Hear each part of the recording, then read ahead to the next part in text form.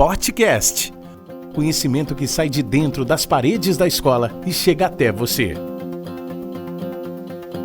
Hoje as alunas Rafaela Mendes e Natália Berna conversam com a Camila Carvalho de Oliveira sobre como a criação de uma criança pode influenciar a vida pessoal e profissional. Oi, meu nome é Rafaela, eu sou aluna do primeiro ano do Colégio Portinari Pretoriano. Oi, meu nome é Natália, eu sou aluna do Colégio Portinari Pretoriano e hoje nós estamos aqui com a psicóloga e neuropsicóloga Camila Carvalho. E nós vamos falar sobre o tema como a criação de uma criança pode interferir na sua vida adulta pessoal e na sua vida adulta profissional. Então, Camila, como que você se interessou por essa profissão? Olá meninas, tudo bem? Obrigada pelo convite. Bom, vou começar desde o início, né? Quando eu estava no 8º ano, na verdade, eu queria fazer arquitetura, uma área totalmente diferente, né, da psicologia, que não tem nada a ver. E aí, quando eu estava no 2º ano do ensino médio, eu tive que passar por uma psicóloga, né? Tive uma intercorrência e passei por uma psicóloga. Era uma psicóloga conhecida, né, da família. E aí, a partir desse momento, eu me identifiquei com a área, né? Eu vi o trabalho dela, que ela fez. Na verdade, eu passei por uma sessão só com ela. E aí, a forma que eu fui acolhida, assim, a forma que ela me abordou, né, foi o que me despertou para essa área, né? E aí, eu fui fazer a faculdade, né? Depois tive o 3º colegial, depois eu fui fazer a faculdade, né, no ano seguinte. E aí, estou aqui até agora, faz 9 anos já que eu atendo, né? Tenho uma clínica, faço a parte de psicologia clínica, faço a parte de avaliação neuropsicológica também, né? Trabalho com crianças, trabalho com adolescentes, com adultos e também trabalho com reabilitação cognitiva. É uma pergunta assim, como que a gente pode estabelecer limites na forma da criação de uma criança? Certo. A questão do limite, assim, é muito relativo, porque a gente tem tanto a parte da psicologia positiva, né, que a gente fala que são as questões de consequências, né, de causas e consequências no caso, e tem também a outra parte do limite que é a gente estabelecer, por exemplo, combinados com a criança também, tá? Então é muito relativo, né? O que a gente determina, assim, no caso, quando uma criança vem, né, quando uns pais trazem a criança para o consultório, o que a gente determina? A gente primeiro entende aquele ambiente, né, do que se trata, como os pais levam a criação desses filhos também, né, como que eles estão acostumados, né, a falar sobre regras, e aí sim a gente traça, no caso, um perfil dessa criança para a gente conseguir trabalhar, tá? Então, no caso, a gente trabalha muito assim com calendários, né? Então, calendários de regras e tarefas, isso é uma coisa que funciona bastante para a criança, tá? E a gente trabalha também com as causas e consequências, só que causas e consequências, assim, é muito difícil, por quê? Por exemplo, a criança, ela foi lá e mexeu em alguma coisa que ela não precisava mexer e quebrou, né? Ela vai ficar sem o celular. Tá, mas e aí, o que o celular tem relação com aquilo que ela quebrou, né? Então, tudo isso tem que ser muito bem estudado, muito bem elaborado também para a gente conseguir estabelecer esses limites. Mas com toda essa criação de forma saudável, obviamente, como que a gente consegue promover a independência das crianças quando elas já foram um pouco mais velhas, assim? Certo. A independência, ela acontece desde pequenininho, né? A gente acha que, assim, o bebê, ele é totalmente dependente, e não, né? Na verdade, ele tem as fases dele também, né? Principalmente na parte da introdução alimentar, que é uma das questões que ele começa, assim, a ter a independência dele, né? Então, o que acontece? Quando o bebê foi introduzido na alimentação, a mãe tem que deixar ele comer com as mãozinhas, tem que deixar ele explorar, então isso já é uma forma de criar essa independência, tá? E cada fase tem os seus níveis, né, no caso. Então, tem a fase que a criança vai aprender a arrumar a caminha dela, vai aprender a guardar os brinquedos, pode ter as fases também, no caso, que ele vai aprender a jogar o lixo, ajudar nas tarefas de casa, colocar a mesa, né? Então, tudo isso são questões, assim, do dia a dia mesmo, né, que às vezes com a correria acaba passando, né? E aí os pais acabam não fazendo isso, né? Porque é mais prático, não, porque meu filho não precisa fazer isso, né? Porque meu filho pode fazer as coisinhas dele, coisas da casa eu cuido, né? A alimentação eu dou na boca. Então, tudo isso são fatores importantes também. Uhum. E como que os pais, hoje em dia, eles podem lidar com as birras, os choros excessivos, assim, de uma criança? Sim. A birra e o choro já é uma coisa bem interessante, porque assim, a gente fala na parte de acolhimento, né? Só que acolhimento não quer dizer que você vai lá e vai ceder aquilo que o seu filho está fazendo, né? Acolhimento, ele tem uma importância muito grande, né, na questão de você explicar, no caso, o que ele está fazendo. Por exemplo, assim, a criança foi lá e ela pegou alguma coisa que não era para pegar, e aí ela fez birra porque ela queria aquilo, né? Um celular, por exemplo. Não é hora de assistir o celular. A criança vai lá, pega o celular, quer assistir, se joga no chão, né? E aí a mãe vai lá e cede o celular, ou então a mãe vai lá e briga e bate, né? E xinga muitas vezes, a mãe e o pai, né? No caso também. E não é bem por aí. O que a gente tem que fazer? A gente tem que acolher essas birras, porque acolhendo, né? Você vai ensinar para ele que aquilo não é legal de se fazer. Tá? Então, você vai sentar com ele e vai explicar, falar, olha, isso aqui que você está fazendo é uma birra, tem que pontuar para a criança, né? Isso é uma birra que você está fazendo, não precisa fazer isso porque a gente tem uma outra forma de resolver, né? E explica uma outra maneira também, fala, agora você não pode brincar com isso, mas você pode brincar com aquela outra coisa, né? Expor outras opções também para a criança, tá? Então, isso seria uma forma de acolhimento correta. Puxando o gancho que você falou sobre o celular, quais que são os impactos que a tecnologia pode causar numa criança, assim, quando ela consome isso desde pequena? Certo. Impactos negativos, você fala? Vamos. Certo. Então, vamos começar pelos negativos, né? Desde pequenininho, o que acontece? O nosso cérebro não é formado ainda, né? Então, a gente não tem todo esse suporte, no caso, para luzes, para sons, né? Coisas que o celular, computador, né? Esse tipo de tecnologia proporciona, tá? Então, isso pode causar um dano cognitivo muito grande, certo? Então, por isso que a gente fala que tem as fases do uso do celular e cada fase tem o seu tempo determinado, né? Isso para celular e para TV também, certo? Mas, por um lado, tem também a parte positiva, né? Que a gente utiliza a tecnologia, no caso, para aprendizado também, né? Então, uma letrinha, um número, né? Uma musiquinha, isso também é saudável para a criança, né? Só que depende muito, assim, do tempo que essa criança vai ser exposta, da idade que ela tem também, né? E do que está sendo utilizada essa tecnologia, né? Para que, no caso, está sendo utilizada. Uhum. E hoje em dia, assim, você acha que uma criança que ela é mais calma, mais pacífica, ela tem chance de se dar melhor no mercado de trabalho do que uma criança que é muito explosiva, tipo, sabe? Turbulenta. Na verdade, isso é uma questão muito relativa. Por quê? É claro que a criança que ela é mais pacífica, ela vai ter mais paciência, né, para lidar com as questões, ela vai entender, né, no caso, a fase emocional também.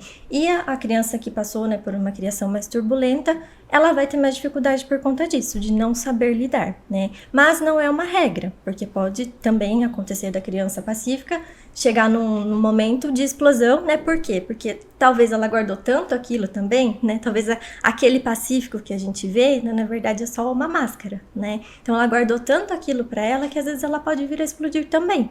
E a criança que é mais turbulenta, ela pode aprender a lidar com o contexto em que ela está vivendo, né? Então, ela pode ver o mundo de uma outra forma também, né? Então, é muito relativo. Mas sim, né, vendo, assim, comparando as duas situações, é muito mais provável que a criança que passou por um ambiente turbulento, ela venha, né, a ter mais dificuldades do que a criança que passou por um ambiente mais pacífico. Mas então, quais são as diferenças de uma criança que foi colocada na terapia bem pequena, uma que foi colocada, tipo, no meio da fase de crescimento, e outra que só foi pra terapia na vida adulta? Certo. Na verdade, é a questão de lidar com o estado emocional, né? A terapia, ela consiste basicamente nisso, em estado emocional e comportamental, né? Então, a criança que foi exposta à terapia bem antes, ela vai aprender a lidar com os comportamentos e com as emoções muito mais fácil, né? A criança que já foi colocada em terapia, assim, na faixa dos seus 5, 6, até os seus 12 anos, mais ou menos, né? Ela já vai ter mais dificuldade, porque ela já veio de uma criação diferente também, né? Ela já veio exposta a muitos fatores, né? Tanto emocionais quanto comportamentais. Então, vai ser um pouquinho mais difícil, assim, talvez ela apresente um pouco de resistência também, né? Isso acontece bastante.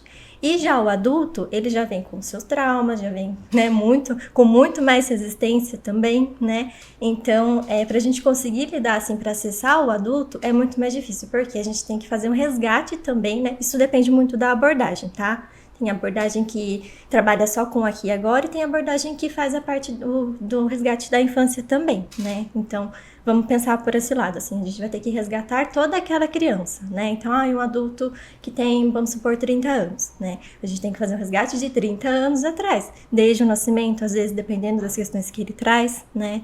Então, por isso que é muito importante, no caso, iniciar já, né, a terapia, caso os pais identifiquem alguns sinais também, porque não são todos que necessitam, assim, quando criança, né? Mas o importante é que, assim, quando identificar qualquer sinal, até mesmo em questão dos pais mesmo, de aprender a lidar com a criança, né? Porque às vezes a criança tá lá, tá bonitinha, tudo bem, mas os pais têm essa dificuldade, né? Então, se eles identificarem qualquer sinal, é importante já começar a terapia quanto antes.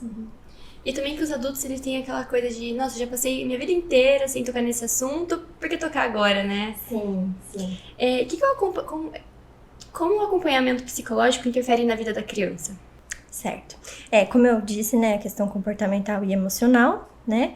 Ele vai aprender a lidar com as frustrações, vai aprender a lidar com os medos, com a angústia, com a ansiedade, então tudo que envolve o contexto emocional. E o comportamental também, né? Porque todo mundo tem raiva, todo mundo tem frustração, ansiedade, isso são coisas naturais do ser humano, né? Só que quando a criança ela é exposta a essas situações e ela entende que isso existe, que existem formas de lidar com isso, né? É muito mais fácil dela seguir, no caso, para a vida adulta, tá? Como que acontece a parte em si, tipo, de diagnóstico clínico da neuropsicologia? Certo. A neuropsicologia, a gente trabalha com a parte da intervenção, né, de avaliação neuropsicológica, tá? Então, como que acontece? O paciente, ele vem até o consultório, pode ser infantil, pode ser adulto, né, ele traz uma queixa inicial, tá? Essa queixa inicial, ela pode ser de um transtorno, pode ser de algo comportamental também, e aí a gente avalia, né, no caso, qual é essa queixa, né, qual é a demanda, e depois separa o material. O material que a gente fala são os testes, né? Então, os testes neuropsicológicos, que são testes fidedignos, né, que são autorizados pelo CRP, pelo CFP também, que são os conselhos de psicologia, né? E aí a gente faz essa bateria de teste. Então, cada sessão é um teste diferente, né? Primeiro tem a parte da entrevista, depois tem a parte da hora lúdica, quando é criança, e aí a introdução dos testes, né? As sessões, elas variam muito, assim. Às vezes a gente consegue avaliar em 5, 6, 7, até 10 sessões. Por exemplo, tem casos que passam de 10 sessões, né? Porque depende muito da questão que está sendo avaliada, né? E aí, ao final, a gente entrega um relatório, no caso, para o paciente, que é, né, contendo todas as informações daqueles testes e também a conclusão final, né, do que ele pontua. Entendi. E qual você acha que é a idade ideal, assim, pra criança começar a ir na psicóloga? A partir dos 2 anos. A partir dos 2 anos, porque é a fase em que a criança começa a entender, né, as suas emoções. Quando é bebê, ele sabe que se ele chorar, ele vai ganhar alguma coisa, né? Tem a parte do reforço que a gente fala, né? Quando chora, vai ganhar uma mamadeira, né? E quando chora, vai ganhar uma comida. Então, quando o bebê já tem essa noção, né, no caso dos sentimentos, mas a partir dos 2 anos é que é a fase inicial, no caso, que a criança já começa a entender as birras, né? Já começa a querer fazer birras para ganhar as coisas. Então, a idade ideal seria a partir dos 2 anos. Uma criança que foi criada em uma situação de maior vulnerabilidade, ela também precisa de um acompanhamento, mas como que seria possível conseguir esse acompanhamento levando em conta a gigante lista de espera do SUS? Tipo, como que poderia acontecer esse acompanhamento, assim? Hoje em dia, né, a gente contamos com várias faculdades também, né, que oferecem a clínica escola. A clínica escola também é um recurso que pode ser utilizado, né, que também é de forma gratuita. E temos também alguns programas sociais, né, psicólogos que fazem programas sociais, ou gratuitamente, né, que é o Pro Bono que nós falamos, ou então em valor social, né, com um valor bem baixo de sessão.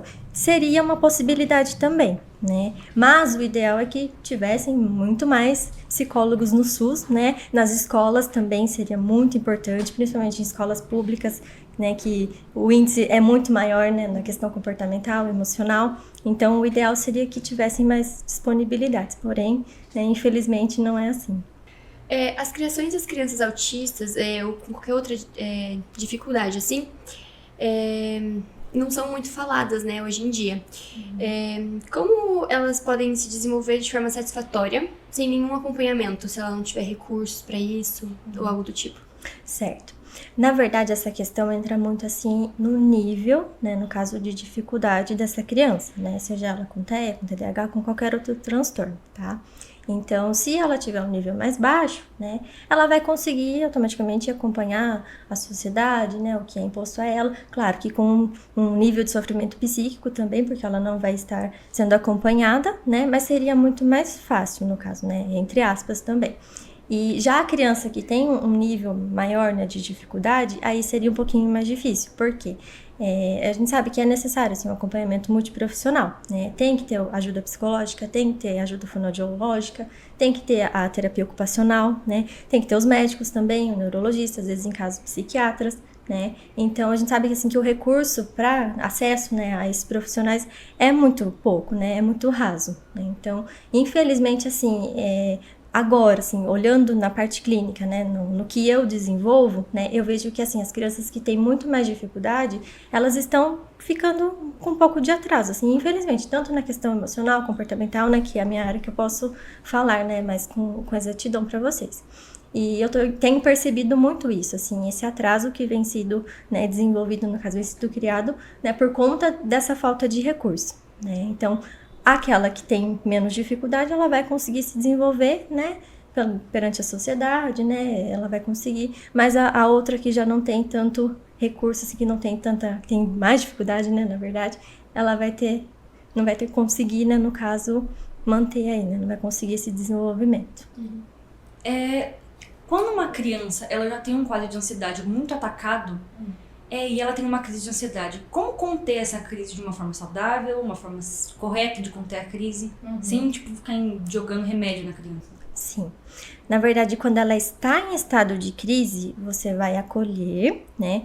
Se precisar, você vai abaixar junto com a criança, porque às vezes tem criança que fica em crise e ela se recolhe, né? Então, você vai abaixar, você vai ficar perto dela e você vai explicar para ela o que está acontecendo, né? Então, você vai falar, olha, você está com um quadro de ansiedade, você está com raiva, você vai explicar aquele sentimento para ela que ela está sentindo naquele momento, tá? Porque a crise de ansiedade, ela vem também de raiva, ela vem de frustração, né? Então, tudo isso é fator que gera ansiedade. Então, primeiro, aquele acolhimento, né? E aí, depois, você vai explicar para ela como canalizar esse sentimento para uma outra coisa, né? Então, por exemplo, se você não quer dar o remédio, né?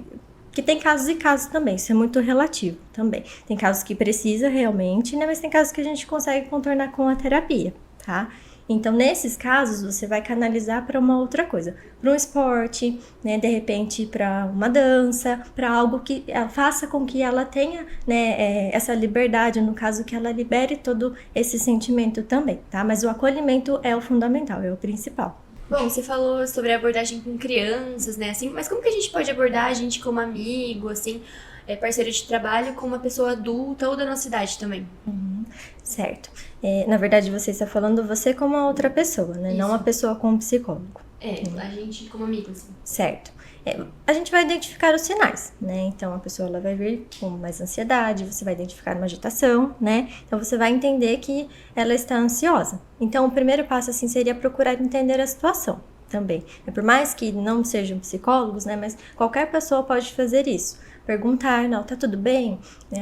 Você precisa de ajuda? Isso seria o ideal no caso, né? Aí a pessoa vai, né, ter essa abertura com você para explicar, né, o que está se passando com ela, e aí você pode sugerir um acompanhamento psicológico, né, para que essa pessoa consiga lidar com essa ansiedade. Então, isso seria a forma de abordagem correta. Sobre essa ajuda, tipo, que amigos oferecem para amigos. Se, tipo, alguma amiga minha ou algum amigo meu foi abusado sexualmente, como que eu posso, tipo, consolar ele, acolher a pessoa? E ligando com isso, você já atendeu algum caso desse tipo? Sim. Então, respondendo a sua primeira pergunta, né, como você pode acolher, primeiro você tem que incentivar a contar, né, porque ele precisa procurar ajuda, precisa procurar uma delegacia, fazer um registro, né, boletim de ocorrência, então isso seria um dos passos também. E procurar o acompanhamento psicológico, né. O que acontece? Quando chega no consultório, né, no caso que eu tive, a criança chegou para mim já na primeira sessão, e aí, conversando com ela, assim, era uma criança mais ou menos na faixa de uns 10 anos, conversando com ela, ela falou assim, tia, eu preciso te contar uma coisa muito séria. Aí eu falei, o quê? Né? Então, assim, na cabecinha dela, ela já entendia que aquilo era sério, né?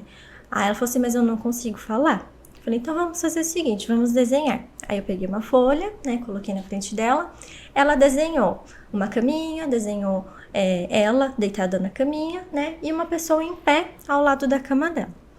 Aí eu perguntei quem é, né? Ela falou assim, essa daqui sou eu e esse daqui é o tio. Eu falei, tá, o tio, mas, né, o que esse tio estava fazendo no seu quarto? Aí ela foi me explicando, ela falou assim, tia, ele foi dormir na minha casa e aí ele entrou no meu quarto e ele passou a mão em mim.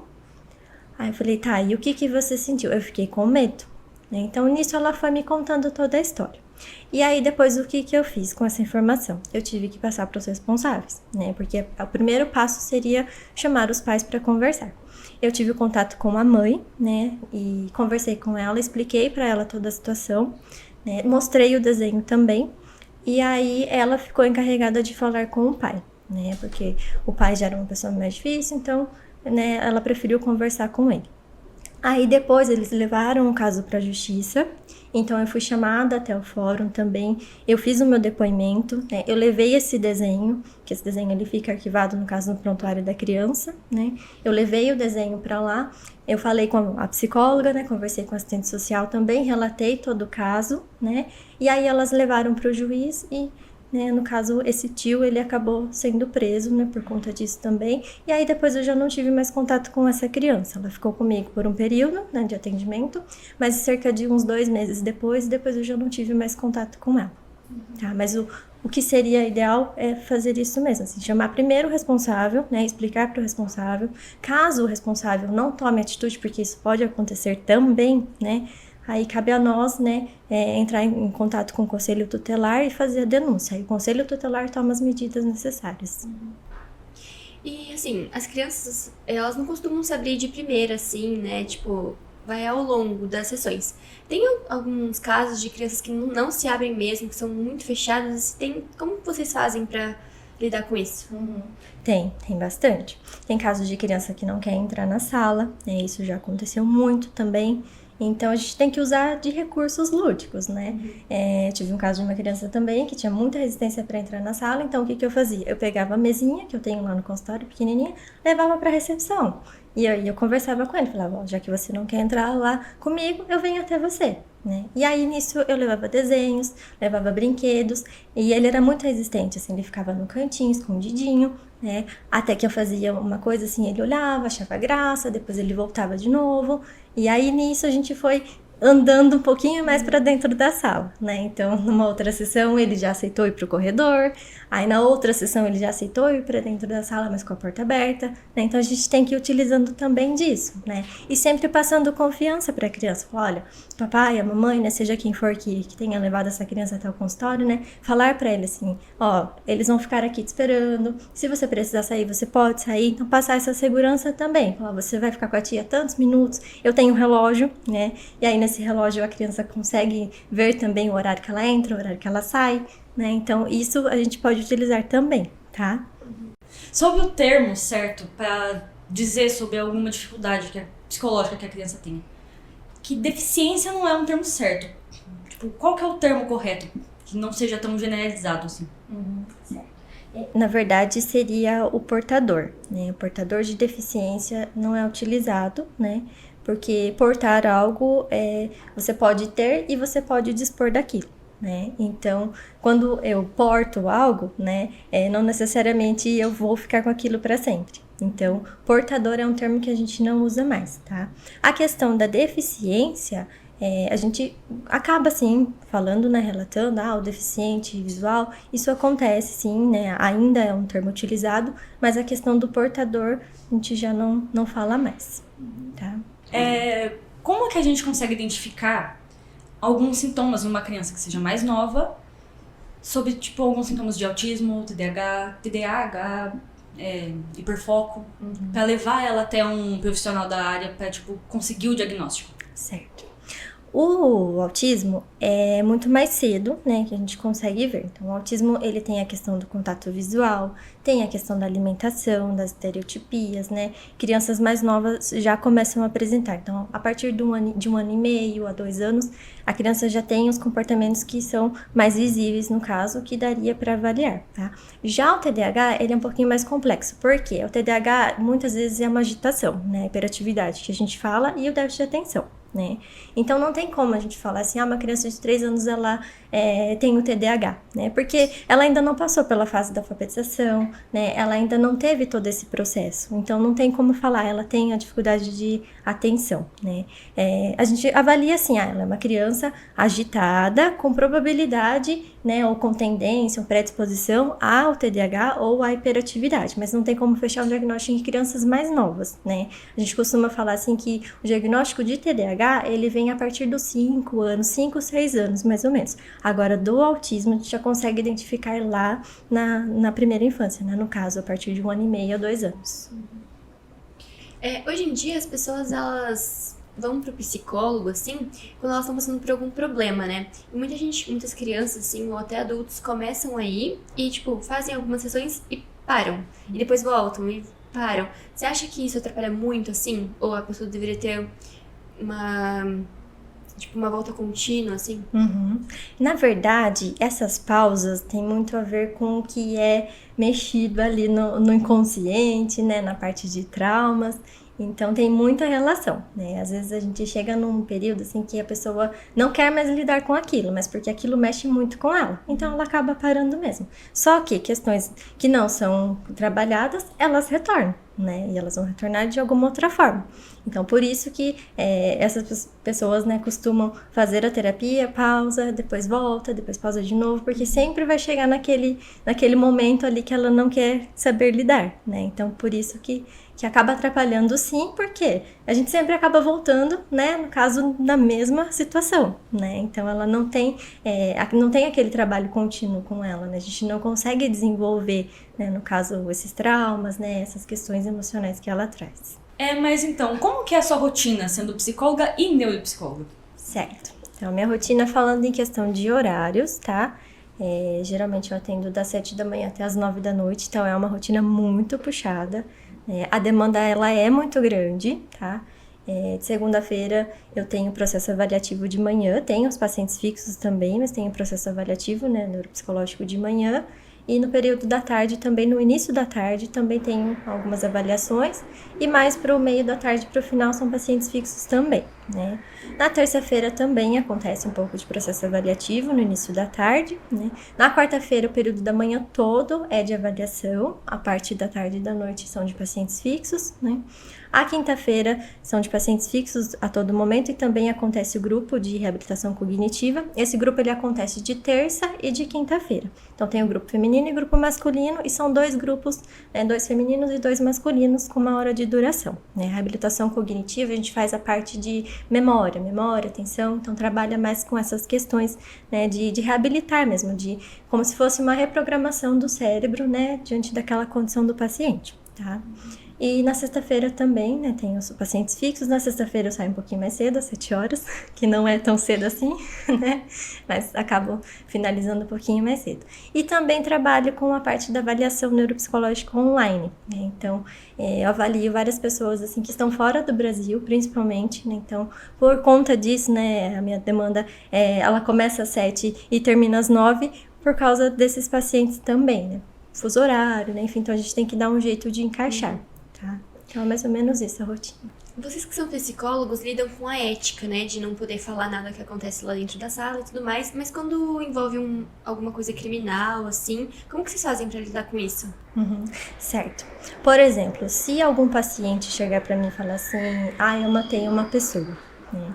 O que eu tenho que fazer? Eu tenho que primeiro tentar induzi-lo a contar, né? Ele mesmo se entregar. Mas se isso não acontecer, eu tenho que quebrar o sigilo, né? Então eu tenho que falar para ele, olha, infelizmente a gente vai ter que tomar alguma providência quanto a isso. Claro que eu não posso falar para ele assim, eu vou denunciar você, né? Porque isso pode ser algo prejudicial para mim mesma, né? Se a pessoa matou uma outra pessoa, de repente ela pode vir para cima de mim, né? Então eu tenho que, com todo cuidado, tentar induzi-lo a contar. E aí, se ele não fizer, né? Isso é algo que, assim, a psicologia, no caso, ela nos permite fazer mais sessões, né, referente a isso. Então, na próxima sessão, eu vou conversar com ele sobre isso de novo, né? Eu vou tentar fazer com que ele vá e conte. Se ele não fizer isso, Eu vou tentar, de alguma forma, né, alertar alguém, eu tenho que fazer alguma coisa, né? Isso eu não posso deixar impune. É a mesma coisa da questão do suicida, né? Se algum adolescente, algum adulto, né, ou alguma criança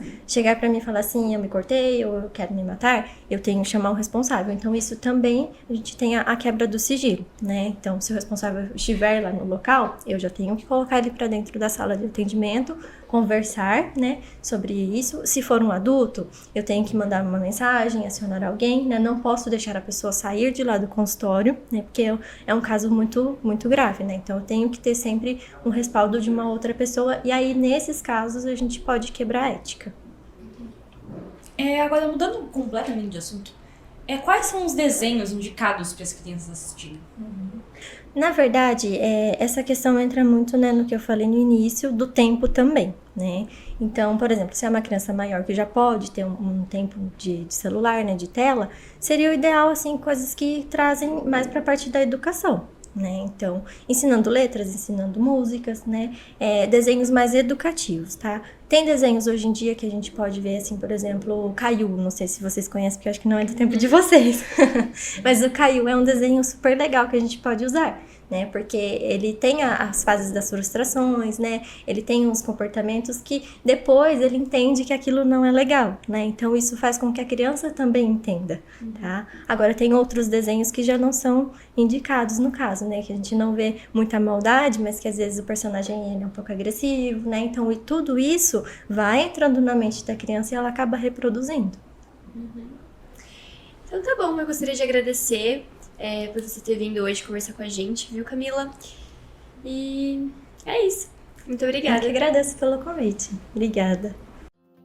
Gostaram? Então compartilhem o conhecimento e sigam nossas redes sociais. Facebook, Portinari Colégio. Instagram, Colégio Portinari Avaré. Canal do YouTube, Portinari Avaré. E o Spotify, Podcast. Até o próximo podcast.